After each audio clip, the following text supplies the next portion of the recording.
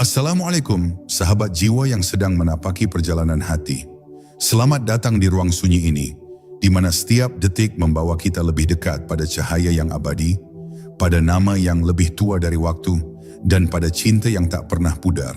Sekarang tarik napas perlahan dan hembuskan. Rasakan setiap getaran dalam diri Anda, hadirkan keheningan di dalam hati, biarkan segala kepenatan dunia mengalir pergi. Hari ini, mari kita buka diri untuk menerima bisikan lembut dari rahasia yang tersembunyi, untuk menyaksikan cahaya yang ada dalam diri kita, dan untuk membiarkan hati kita berbicara dalam bahasa yang hanya dimengerti oleh jiwa. Sahabat, sebelum kita melangkah lebih jauh, tuliskan di kolom komentar satu kata yang menggambarkan perasaan hati Anda saat ini. Mari kita saling berbagi energi dan menapaki perjalanan ini bersama. Dan kini, mari kita mulai perjalanan ini dengan ketenangan, dengan kesadaran, dan dengan cinta. Bab 1. Bisikan yang tidak semua telinga mampu mendengar. Ada kalimat yang tidak akan pernah ditemukan di buku-buku biasa, tidak akan terdengar di telinga yang sibuk dengan hiruk-pikuk dunia, dan tidak akan terungkap di majelis yang penuh dengan kata-kata manusia. Kalimat itu disebut sebagai Ismu Zat, sebuah nama yang tidak tertulis, tidak berhuruf, tidak bersuara, tetapi hanya bisa dirasakan oleh hati yang telah disucikan. Ia bagaikan bisikan gaib yang hanya singgah pada mereka yang hatinya hening, yang jiwanya rela melepaskan semua kebisingan dunia. Tidak setiap insan diberi karunia untuk mendengarnya, sebab nama ini adalah rahasia yang hanya terbuka bagi jiwa yang dipilih oleh Tuhan sendiri. Mereka yang mendapat anugerah untuk merasakan kehadiran kalimat ini seringkali kehilangan kata-kata untuk menceritakannya. Lidah mereka keluh, hati mereka bergetar, dan mata mereka basah tanpa sebab.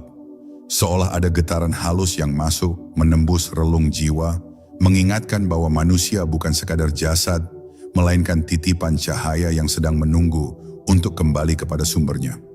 Ismu Zat bukan sekadar nama, melainkan sebuah kunci yang membuka pintu rahasia terdalam dalam diri manusia.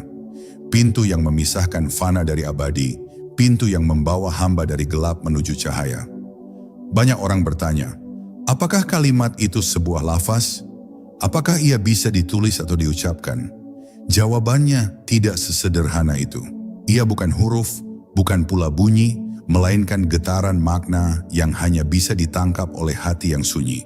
Ia hadir tanpa suara, namun lebih nyaring daripada teriakan apapun. Ia tidak pernah dituliskan, namun meninggalkan bekas yang tak bisa dihapus di dalam dada. Hanya hati yang benar-benar pasrah, yang berani meleburkan ego, yang bisa merasakan bahwa di balik nama ini tersembunyi sesuatu yang jauh lebih besar daripada kehidupan itu sendiri. Dan ketika kalimat itu menyentuh batin seorang hamba, segalanya berubah. Dunia yang semula tampak megah menjadi kecil, kebisingan dunia menjadi sunyi, dan segala ambisi terasa rapuh. Saat itu, seseorang akan sadar bahwa yang nyata bukanlah apa yang ia lihat dengan mata, melainkan apa yang ia rasakan dengan hati. Nama ini bukan sekadar rahasia, melainkan panggilan lembut yang membawa jiwa untuk kembali mengenal siapa dirinya, dari mana ia datang, dan kepada siapa ia akan pulang. Itulah mengapa para wali, para arif, dan para pecinta sejati tidak pernah berani mempermainkan rahasia ini. Mereka menjaga nama ini dengan sepenuh jiwa, karena tahu bahwa Ismu Zat bukan hanya sekadar kalimat, melainkan hadiah terbesar dari Tuhan kepada hamba yang terpilih. Siapapun yang sudah merasakannya, hidupnya tidak akan pernah sama lagi. Sebab sejak saat itu, ia hidup bukan lagi untuk dirinya, melainkan untuk cahaya yang menyebutkan namanya. Bab 2. Nama yang lebih tua dari waktu. Sebelum bumi terbentang, sebelum bintang pertama menyala di langit, bahkan sebelum hitungan waktu dimulai, ada sebuah nama yang telah ada lebih dahulu. Nama itu tidak pernah lahir dari pena siapapun, tidak pula terucap di bibir para malaikat, melainkan ia bersemayam dalam keheningan yang mendahului seluruh ciptaan. Para pencari kebenaran menyebutnya sebagai Ismu Zat, sebuah nama yang bukan ciptaan, melainkan pancaran dari Sang Pencipta sendiri.